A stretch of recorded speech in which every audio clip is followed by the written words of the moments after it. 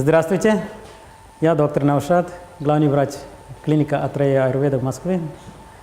У нас 3 клиники в Москве и одна клиника в Подмосковье.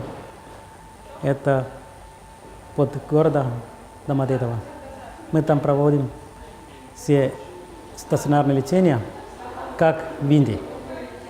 И мы сейчас открыли цикл лекций каждую среду в посольстве Индии. Первая лекция посвящена ведению аюрведы. Это аюрведа, это древняя индийская медицина. И там есть очень много основных принципов, как можно как понять здоровье и как дисбаланс в организме, и как можно понять болезни. Первую лекцию проводит доктор Сальпракаш. Он у нас летит и глава нашего филиала Домодедово. И как приходите, послушайте его.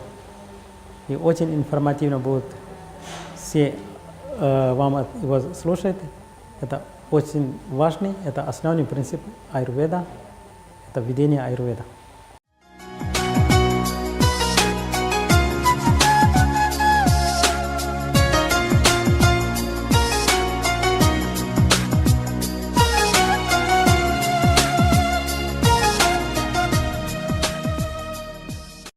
My name is Sальпракаш. Меня зовут Сальпракаш. I am working here from 2010 as an Ayurvedic doctor. Начиная с 2010 года я работаю в России, в Москве, в качестве аюрведического врача аюрведы. I am working with Atraya Ayurveda, my company. Я работаю в клинике Atraya Аюрведа. And it is the Ayurveda treatment and procedures we are providing with this company. В клинике Atraya Аюрведа мы предоставляем услуги лечения, аюрведического лечения, различных терапий. So I am starting now today about some introduction about in Ayurveda, about Ayurveda saying what it is the whole system. Сегодня мы начинаем цикл бесплатных лекций по аюрведе, который будет проходить по средам в посольстве, здесь в холле Записаться, каждую среду в 6 часов. И сегодня мы начнем с вводной лекции по аюрведе и очищению по аюрведе. It is the general introduction about this, and it is just like not only the complete science, some history, something also included in this. So it is just like a story, like I am explaining, and the needful thing also. Сегодня мы поговорим об аюрведе. Это будет чисто общая лекция, вводная лекция, но она не будет скучной, потому что также мы будем говорить об истории аюрведы, о разных мифах, о легендах. То есть это будет как настоящее повествование, как рассказ. I am explaining about the Ayurveda, what it is, what the meaning of Ayurveda. Сейчас я расскажу вам о том, что означает аюрведа, в чем заключается значение слова. Там можно еще следующий, там еще несколько раз повторить. It consists of the 2 words, the Ayu and Veda. The Ayu means our life, our complete life, that is explaining, and Veda means the knowledge. Слово аюрведа состоит из 2 слов, аюс и веда. Аю означает жизнь, и веда означает знание или наука. So the science of life, that deals with not only with the treatments, it is also complete way of life. То есть, иначе говоря, аюрведа — это наука о жизни, которая рассматривает не только лечение заболеваний, но и все аспекты жизни в целом. Now I am just saying the story of Ayurveda. It is just like a story you need to understand. It is the first knowledge that is developed from our history. It is from the Vedas of Hindu system. It is developed. Сейчас я вам расскажу об истории появления аюрведы. Это то, что необходимо знать каждому, кто интересуется аюрведой. И это знание, которое мы получили из Вед. Веды — это индуйские писания и трактаты. So it was developed in the first time like that when the peoples are getting diseased, some kind of illness coming in them. So they observed the nature and they started to treat with the help of this natural things, the plants and another things also. Аюрведа появилась тогда, когда появились заболевания. То есть, когда люди начали болеть, они начали использовать естественные средства, то есть растения, фрукты, вещи, какие-то естественные природные средства для лечения своих заболеваний. Таким образом появилась аюрведа. It's around like 10th century BC, the time of Vedas, and then current form of our textbooks, our knowledge is from the 5th century BC to 5th century AD. Да, изначально аюрведа появилась из писаний X века до нашей эры, но современная научная форма аюрведы, мы изучаем ее из писаний, которые были составлены между IV веком до нашей эры и IV веком нашей эры. So what includes in Ayurveda? It is not only just like a treatment system, it is a complete lifestyle. So it includes the herbal and natural medicine, diet and regimen, daily and seasonal regimen. Итак, что входит в аюрведу? Аюрведа — это не просто медицинская наука, а это целостная наука, наука о жизни, которая включает в себя травяные натуральные лекарства, питание и режим определенный дня, ежедневные сезонные режимы.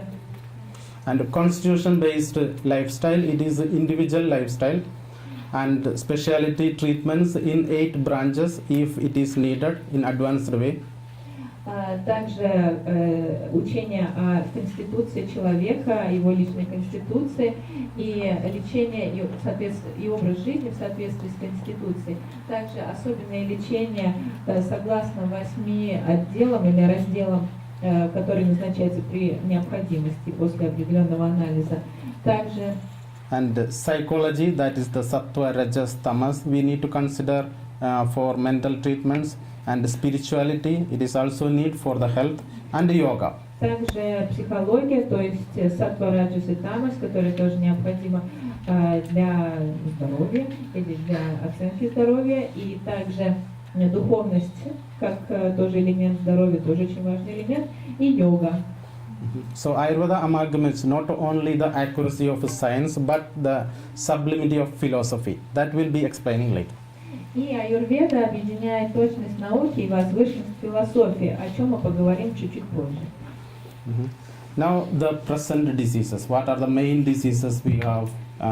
That problem of death causing present time, that is explaining now. Сейчас мы поговорим об основных заболеваниях современности, то, чем мы страдаем в наши дни. So we can see that in this the cardiovascular disease, that is the 47%. It is of whole world and also including the developed countries. Здесь данные 2016 года, на самом деле они относятся и ко всему миру в целом, но в особенности к развитым странам, поэтому мы также причисляем Российскую Федерацию, в принципе, к этому списку. И первым заболеванием в списке сердечно-сосудистые заболевания.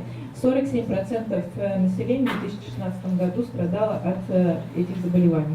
And like the cancer, suicidal tendencies, suicidal accidents, road accidents, murders, accident of alcoholic poisoning, like that we can say. And in this we observe that the infectious diseases or other kind of infections is only very mild part, but the lifestyle diseases are very important one. Как вы видите, здесь, в принципе, в этом списке, тут есть и онкологические заболевания, рак, и самоубийство, и тенденция, в принципе, к суицидам, и также смертность от каких-то аварий дорожных. Также здесь убийства, разные причины смерти, но, как вы видите, такие заболевания, например, как какие-то инфекционные заболевания, вирусные заболевания, их тут совсем маленький процент, а в основном это заболевания или причины, которые связаны так или иначе с образом жизни людей. Now I'm just checking the average healthy life expectancy of persons of various places. First we are considering about the Russia. It is 67 years for the females and 77.3 years for the females. Опять же, согласно статистике 2016 года, средняя продолжительность жизни в Российской Федерации среди мужчин составляла 67 лет, а женщин 77,3 года. And the average for the Europe it is 71 years, and for the US it is 78. Что касается вообще в общем, то это 71, это и для мужчин, и для женщин, это касается и мужчин, и женщин по всему миру. А что касается Европы и США, то это 78 в общем. So this is the lifestyle expectancy without any help of the medicines, and with the help of medicine it is more. То есть это продолжительность жизни без применения каких-либо лекарственных средств. Если же мы применяем какие-то лекарственные средства или терапии, то тогда это, конечно, этот показатель увеличивается. So what is the saying in Ayurveda about this healthy life expectancy? That is the explaining with the epoch or era in the Ayurveda. Что касается мнения аюрведы касаемо продолжительности жизни, то продолжительность жизни в аюрведе рассчитывается или объясняется эпохами или эрами, то есть югами, как это называется в индуизме. This is how very different calculations. So мы сейчас разберем, точнее расскажем о том, как это рассчитывается согласно югам.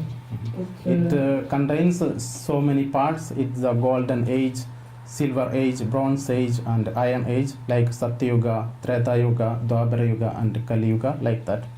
Согласно этому знанию, индуистскому знанию, аюрведическому знанию, существует несколько юг или несколько эпох, то есть это золотой век или сатья-юга, серебряный век или трета-юга, бронзовый век или двапара-юга и железный век или кали-юга.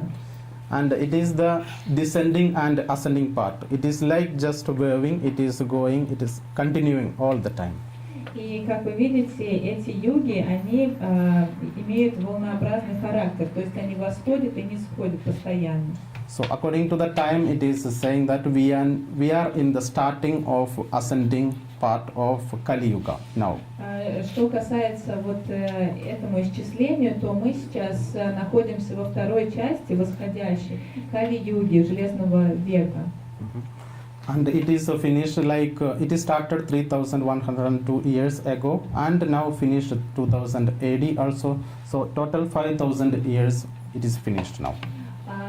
Вообще она наступила в 3102 году до нашей эры, а еще осталось 2018 лет, то есть в итоге Кали-юга исчисляется 5120 годами. So just now I'm saying the qualities of each yuga. Next slide. Подождите, наоборот, то есть уже прошло сейчас 5120 лет от Кали-юги, прошу прощения. Я математики не очень. How many years are there in Kali-yuga? It is a different calculations that I'm not going in that. It is very difficult to Я calculate. в таких подробности вдаваться не буду. Это очень сложно. Давайте продолжим. I can say it is that for 32,000 years. It is according to one calculation. For 32,000 years. 432,000. 432,000. 430 тысяч лет, согласно одному мнению, но существуют разные мнения, поэтому вдаваться в подробности не буду. So now I'm just saying, explaining the yuga quality, stature, lifespan, everything that is explained in this system. That is the for Satyuga, all things were pure and supreme, the knowledge and meditation. And the stature, we can't expect such kind of stature of the person like 924 centimeters, and the lifespan was 100,000 years. That also maybe in this time we can't analyze, we can think about this also. Итак, сейчас мы поговорим немножко о качествах каждой из юг. Вот, например, сатья-йога ее качествами являлись добродетель, возвышенность, люди были чистыми, с чистыми помыслами, и также знание, медитация – это тоже отличительные черты этой йоги. Что касается, например, роста людей, то есть высоту, то примерно 924 сантиметра был средний рост людей, живущих в этой йоге, а продолжительность жизни 100 тысяч лет. So it was this time was the pure age on this time, and all things was pure without any stress and any other things. That's why we have that like this lifespan. When it is enters in the last stage, it turns to 100 years, and all the virtue and all other things it is left, and the sin forms the 3/4 of the part, and spiritual degeneration occurs. So the height also 154 centimeter also occurred. Lifespan 100 years. Итак, Сати-юга считается чистым веком, незапятнанным, скажем, и абсолютно лишенным каких-либо грехов и чего-либо плохого. Поэтому и продолжительность жизни такая высокая. А если говорить, например, о Кали-юге, в которой мы сейчас живем, то примерно четверть только качества Кали-юги – это добродетель, а 3/4 – это греховность. И также присутствует духовная деградация. Что касается среднего роста человека, то это примерно 154 сантиметра, а продолжительность жизни 100 лет. So it is just like I'm saying that Ayurveda says minimum in this time the 100 years should live without any diseases. That's just I'm explaining. Согласно аюрведе, в этот век люди должны жить примерно 100 лет, ну, не меньше, скажем, и без заболеваний. Next slide. So now I'm explaining, I'm coming to recent times. What are the treatments, what are the diseases we are strongly treating with Ayurvedic Сейчас мы medicine? поговорим о заболеваниях и о силе аюрведы в лечении этих заболеваний. В чем преимущество лечения аюрведы? With Ayurveda, in the previous time it was treated all the diseases, but now it is recently some of them are treating very effectively. We are not doing any surgical procedures, any other serious procedures now in Ayurveda, but it is treating with almost all kind of lifestyle diseases and other problems like, next slide, neurological. Ранее аюрведы лечили все заболевания, сейчас аюрведа применяется в лечении, особенно эффективно применяется в лечении некоторых заболеваний, особенно это заболевания, связанные с образом жизни. And it is, we are treating now with mainly curing. It's a neurological disorders, gastrointestinal, cardiovascular diseases, psychological disorders, joint diseases, chronic bronchitis, asthma, skin diseases, degenerative disorders, cancer, diabetes and obesity. So it is possible to treat like these diseases, and we have a better result than other system of medicines. Болезни, которые сейчас в настоящее время хорошо поддаются лечению аюрведой, это все болезни из списка, я их зачитаю: неврологические заболевания, заболевания желудочно-кишечного тракта, сердечно-сосудистые заболевания, психологические проблемы, заболевания суставов, хронический бронхит, астма, кожные болезни, дегенеративные процессы, рак, диабет, ожирение. Эти заболевания особенно эффективно лечатся при помощи аюрведы. Показывают очень хорошие результаты лечения аюрведического. Okay, now the just next slide, the uniqueness. What are the uniqueness? Why you treat with Ayurveda? Is it needed? That also we need to think. And any good qualities, good properties are there need to treat with Ayurveda. Сейчас мы поговорим об уникальности аюрведы, вообще зачем применять аюрведическое лечение, в чем именно заключается эффективность лечения и в каких случаях особая эффективность. So the first one, it is the unity in diversity. So in the world, it is saying that all are the individuals, the human beings, all things are made with the same materials, that is saying the man, human and all animals or birds and the universe. Первая отличительная характеристика аюрведы заключается в единстве многообразия. То есть говорится, что каждое живое существо в мире, каждый человек – это индивидуальность, но при этом все живые существа, и люди, и животные, и все остальные сделаны из одних и тех же материалов. But the Ayurveda considers the every human beings as very individual also. So everyone should consider the same time individually. Но так как аюрведа считает каждого индивидуальностью и каждому пациенту подход абсолютно индивидуальный, поэтому необходимо такой подход осуществлять и также подбирать лечение индивидуально.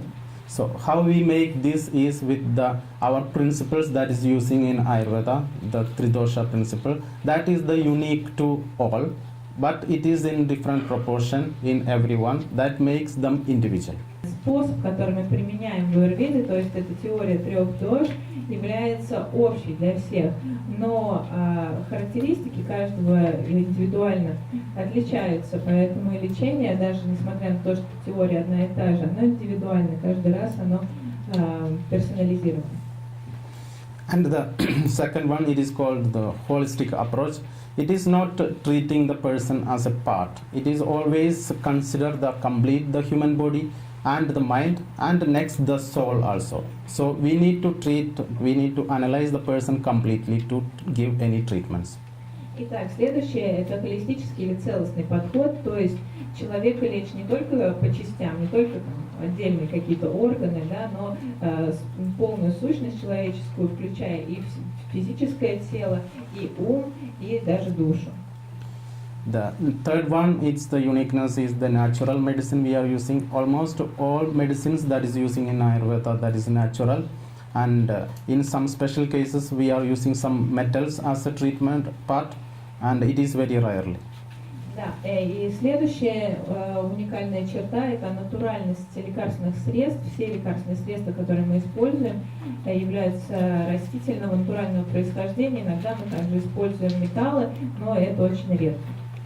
And it will be, next slide, it will be less expensive when we are treating, where we are developing locally. It needs to analyze the whole materials, it's from its original place to another countries. We need to check the new medicines from the nature here. It's also, we have also traditional system, not traditional, natural system. So we need to develop it naturally, then it will be less expensive. В принципе, аюрведа является довольно доступной медициной, ну, что касается Индии, то это точно, но также в России даже и в других странах тоже возможно сделать аюрведу абсолютно доступной, потому что мы всегда смотрим на те ресурсы, которые есть непосредственно в стране, в которой практикуется аюрведа. То есть нам необходимо исследовать ресурсы, которые существуют в этой стране, и использовать их, тогда аюрведа будет гораздо доступнее. And next, it is advised and constitution-based lifestyle. The individual lifestyle is advising for everyone. So we must understand our nature, and then according to that we must live. That is the saying in Аюрведа. Далее, принципы здорового образа жизни в соответствии с типом конституции, так как у каждого человека, у каждого живого существа своя собственная индивидуальная конституция, нам необходимо анализировать, понимать, что это за конституция, и вести соответствующий образ жизни. Так говорится в аюрведе. And next, it is the promotes innate healing. It healing the body from internally by removing the increased toxins or toxic effect in the body. Completely we can remove our techniques, the panchakarma techniques. So the root out the disease is the main other part. Аюрведа помогает восстановить собственный процесс, собственный механизм самовосстановления, самоизлечения. Особенно это видно, это можно наблюдать при извлечении токсинов, при скоплении токсинов и шлаков в организме при аюрведическом очищении, при панчакарме. Начинают работать собственные механизмы восстановления, очищения и восстановления. Поэтому нам необходимо очищать организм и тем самым также помогать организму самовосстанавливаться, восстанавливать процессы внутреннего восстановления. And the next is the synthesized. It can also synthesize with the conventional system of medicine. Like we can add and remove the good ones and bad ones. It is also possible with Ayurveda. Также аюрведа сочетается с современными методами лечения, то есть мы можем применять, в принципе, и аллопатию, и аюрведу одновременно. При этом мы можем также устранять какие-то сложные, сильные, неблагоприятные лекарства или дополнять лечение какими-то хорошими лекарствами. And also it is functions as alternative system of medicine in some severe cases when we have some diseases and it is cannot be cured by the traditional system. We can aid them to cure it very well or increase the curability time. Очень важный фактор это то, что аюрведа может использоваться как самостоятельная альтернатива при каких-то заболеваниях очень сложного характера, которые не поддаются лечению традиционной медициной. В таких случаях, в сложных случаях аюрведа показывает очень хорошие результаты и очень высокую эффективность. And now, next slide. I'm considering the human body that is explained in Ayurveda. It is one aspect I am going because the deep scientific level it is very difficult to understand. So I am going just a simple way to understand the human body in one of the way. That consists of three kinds of material according to Ayurveda. It is the living, semi-living and inert components. Сейчас мы поговорим о человеческом теле, концепции человеческого тела в аюрведе. Мы не будем очень сильно углубляться в научные аспекты рассмотрения человеческого тела в аюрведе, а объясним его доступным языком. И первое, что стоит сказать, что согласно аюрведе, тело человека состоит из живых, относительно живых или полуживых и инертных компонентов. So the living components of the body are the three humors, that three energy principles that is said in Ayurveda, that is the Vata, Pitta and Kapha. And the semi-living components are the tissue system and inert components are the waste products of our system. Что касается живых компонентов, это три гумора, вата, питта и кафа. Полуживые компоненты – это система семи тканей или дату, и инертные компоненты – это продукты жизнедеятельности, продукты отхода. So the lively components that are the three humors, that is the basic of Ayurveda, that is the basic rules or basic structures of Ayurveda, three energy forms. Основу аюрведы составляют три основных элемента, три гумора, вата, питта, кафа, и они являются живыми компонентами в человеческом теле. It is based on the Panchabhuta theory, the five elemental theory. It is the root of the all sciences, all the scientific things in India. So that is developing the Tridosha theory, the three humoral theory. Теория трех гуморов, трех дош основывается на теории Панчамахабхут, пяти элементов Вселенной. So it is the consideration I told in the beginning that man and the universe, that is not the different things. It is the next slide. It is the same materials it is made up of. It is made up of the same materials. The living being is the microcosm and the universe is considered as the macrocosm. So the constant interaction is happening between these two systems and any changes will affect the both the very well. That is a saying in Ayurveda. Как я уже говорил, человек и Вселенная едины. И, в принципе, сделаны из одинаковых элементов, одинаковых материалов, вот этих самых панчамахабхут, пяти элементов. Живое существо является микрокосмосом, а Вселенная – это макрокосмос. И постоянное взаимодействие происходит из того, что и человек, и Вселенная сделаны, созданы из одних и тех же элементов. So the five elements are the earth, fire, space, air and water. These are the five elements. Эти пять элементов – это земля, эфир или пространство, воздух, огонь и вода. So it is in these five words I can't explain the completely, so I just mentioning because we need to go. Здесь, в принципе, говорится о качествах каждого из элементов. The five windows, how we are sensing in our body the five elements. That is by the five windows, that the five special senses in our body, that is sense organs. Как мы познаем мир и как мы чувствуем мир, мы осуществляем это посредством пяти окон или пяти врат наших чувств, чувственных органов. It is the earth, the element. The earth element. It is a specific property by smell we are sensing, and the sense organ is the nose, and the solidity its nature. When the solid things are earth.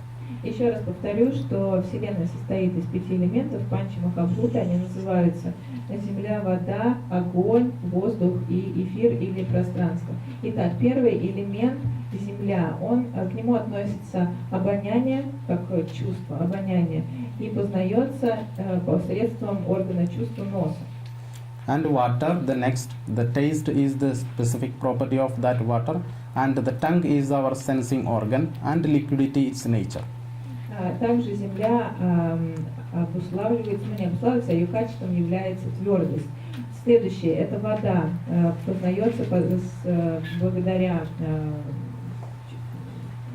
вкусу и посредством языка, как чувственного органа чувств, и также определяется текучестью. And the third one is the fire. It is the color, it's a specific property. The color we are sensing is with the help of fire. And the eyes are the sensing organ, and heat its property. Что касается огня, то цвет – это определенное качество огня. Познается огонь благодаря органу чувств глазам, и является отличительным признаком, также является жар. And the next is the air. It is sensed by the touch. Specific property is the touch, and the skin is the sensing organ, and the mobility is its nature. Следующий воздух познается прикасанием, и кожа является органом чувств, который мы познаем воздух, и также подвижность является его основным качеством. And the last one, the space. It is the sound, its property, and ear is the sensing organ, and lack of resistance, its existence. Последний элемент – это эфир или пространство, которым отличительным качеством, которое является звук, познается ушами и отличается отсутствием противостояния. So, because of these five special senses that is working in our body, by that way we are sensing the world. The world only is sensible by this way. That is saying in Аюрведе. То есть мы познаем мир и чувствуем мир благодаря этим 5 органам чувств. Now I am considering coming to the three dosha, the vata, pitta, and kapha. Теперь мы поговорим о теории 3 дош, теории ваты, питта и кафы. So from these 5 elements we are making the vata, pitta, kapha. It's emerging. So air and ether coming to form the vata dosha. Итак, из этих 5 элементов формируются 3 доши – вата, питта и кафа. Итак, воздух и эфир формируют дошу вата. And water and fire emerges to form the pitta. Иначе говоря, вата состоит из воздуха и эфира. Потом, и вот Fire and water. Да, потом вода и огонь формируют питу, или пита состоит из огня и воды. And earth and water forms the kapha dosha in our body. А кафа доша состоит из земли и воды.